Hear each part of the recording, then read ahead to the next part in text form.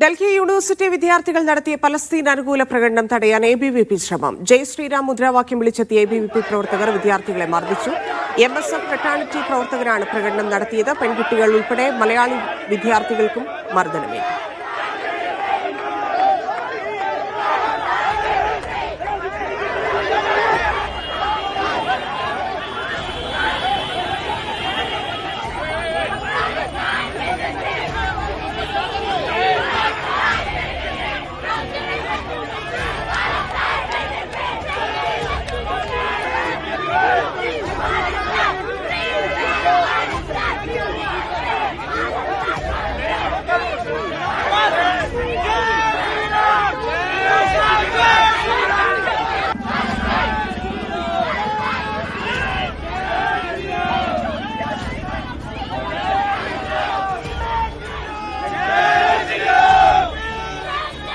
തൗഫീഖ് അസ്ലം ചേരുന്നുണ്ട്. തൗഫീഖ്, രാജ്യവിരുദ്ധമാണ് എന്നാണ് സംഘപരിവാർ പലസ്തീനെ അനുകൂലിക്കുന്നതിനെ പറഞ്ഞത്. കഴിഞ്ഞ ദിവസം നമ്മൾ കേട്ടതാണ് കാസർഗോഡും ആ വാക്കുകൾ.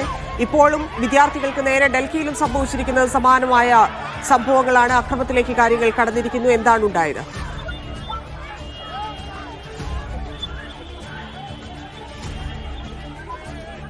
അതന്നെ കാര്യങ്ങൾ വലിയ സംഘർഷത്തിലേക്ക് പോയിരിക്കുന്നു. വിദ്യാർത്ഥികളെ ക്രൂരമായി തന്നെ ABVP പ്രവർത്തകർ മർദ്ദിച്ചു എന്നാണ് ഇപ്പോൾ നമുക്കിവിടെ നിന്ന് നോക്കുമ്പോൾ മനസ്സിലാക്കാൻ സാധിക്കുന്നത്. വലിയ രീതിയിലുള്ള സംഘർഷത്തിലേക്ക് കാര്യങ്ങൾ നീങ്ങിയിരിക്കുന്നു. പോലീസ് ഉൾപ്പെടെ ഇവിടെ സ്ഥലത്തെത്തുകയും നമ്മളെ ഉൾപ്പെടെ മാധ്യമപ്രവർത്തകരെ ഉൾപ്പെടെ ഇപ്പോൾ സ്ഥലത്തു നിന്നും നീക്കം ചെയ്യുകയാണ്. ഇവിടുത്തെ ദൃശ്യങ്ങൾ ഉൾപ്പെടെ എടുപ്പിക്കാനായിട്ട് ജയ് ശ്രീറാം മുദ്രാവാക്യം വിളികളുമായി എത്തിയ ഒരു സംഘം ആളുകൾ സമ്മതിച്ചില്ല. ഇതിനെ തുടർന്ന് വലിയ പോലീസ് സന്നാഹം തന്നെ ഇവിടെ എത്തിയിരിക്കുന്നു. വിദ്യാർത്ഥികൾക്ക് നേരെ കല്ലേറുണ്ടാകുന്നു. ഇരു വിഭാഗങ്ങളും അങ്ങോട്ടും ഇങ്ങോട്ടും വലിയ രീതിയിലുള്ള കല്ലേറിലേക്ക് അവസാനം കാര്യങ്ങൾ നീങ്ങുകയായിരുന്നു. നിലവിൽ ഇപ്പോൾ ഡൽഹി പോലീസ് സ്ഥലത്തെത്തി വിദ്യാർത്ഥികളെ ഉൾപ്പെടെ ഇവിടെ നിന്ന് നീക്കം ചെയ്യാനുള്ള നടപടിയാണ് നടത്തിക്കൊണ്ടിരിക്കുന്നത്. കല്ലേറുണ്ടായതിനെ തുടർന്ന് സമീപത്തെ കടകളെല്ലാം അടക്കാനായിട്ട് പോലീസ് ഇപ്പോൾ നിർദ്ദേശം നൽകിയിട്ടുണ്ട്.